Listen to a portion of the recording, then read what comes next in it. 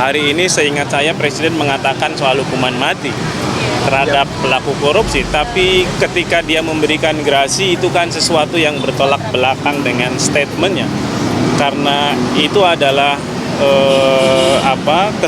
kebijakan yang menurut kita justru memberikan ruang bagi para pelaku korupsi untuk mendapatkan akses terhadap kebebasan. Pernah kami sampaikan terkait dengan penyelenggaraan haji dan juga dugaan penerimaan gratifikasi di Kementerian Agama. Jadi baru 2 poin itu yang bisa kami sampaikan.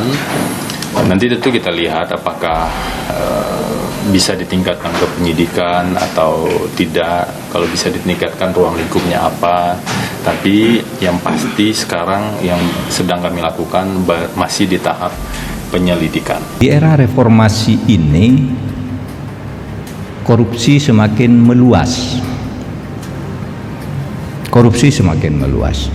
Itu pernyataan saya pada tahun 2017, jauh sebelum saya jadi menteri. Apa tidak malu ada di era seperti sekarang? Katanya korupsi sekarang makin luas, lebih meluas di zaman Orde Baru.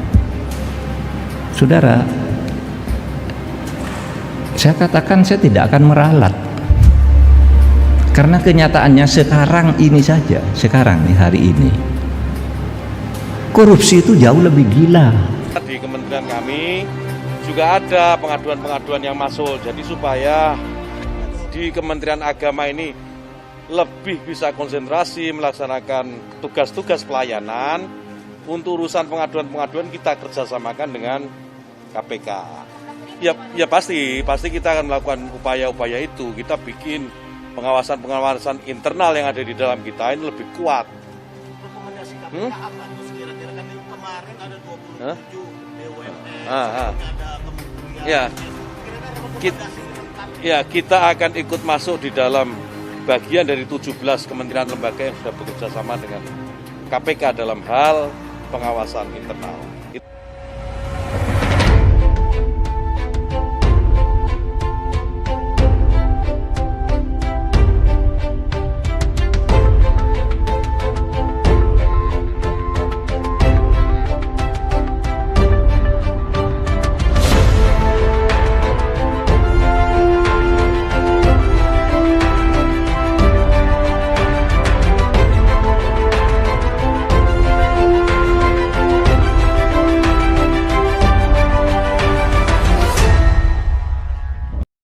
Kontroversi yang dibuat oleh Menteri Agama Yakut Khalil Qaumas alias Gus Yakut menjadi sorotan.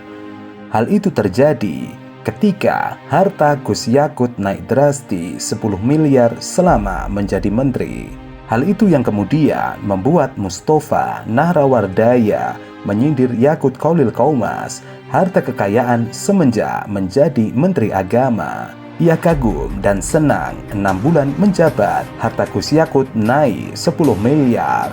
Berarti setiap bulan ada pemasukan 1,6 miliar. Warga Twitter pun langsung bereaksi dengan cuitan Mustofa Nahrawardaya. Enak ya jadi menakjubkan. Gaji menteri berapa ya?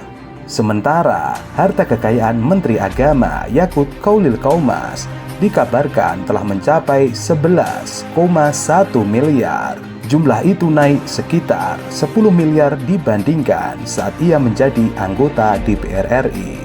Nama Menteri Agama Yakut Khalil Qaumas mendadak menjadi sorotan setelah mengumumkan keputusan terkait keberangkatan haji 2021. Menak Yakut mengatakan pemerintah resmi membatalkan pemberangkatan calon jemaah haji 2021. Masih adanya pandemi COVID-19 serta menjaga kesehatan dan keselamatan jiwa para calon jemaah haji menjadi alasan. Dengan demikian, ini adalah kali kedua Indonesia tidak memberangkatkan jemaah untuk berhaji di Arab Saudi sejak 2020. Perlu menetapkan keputusan Menteri Agama tentang pembatalan keberangkatan jamaah haji pada penyelenggaraan ibadah haji tahun 1442 Hijriah 2021 Masehi.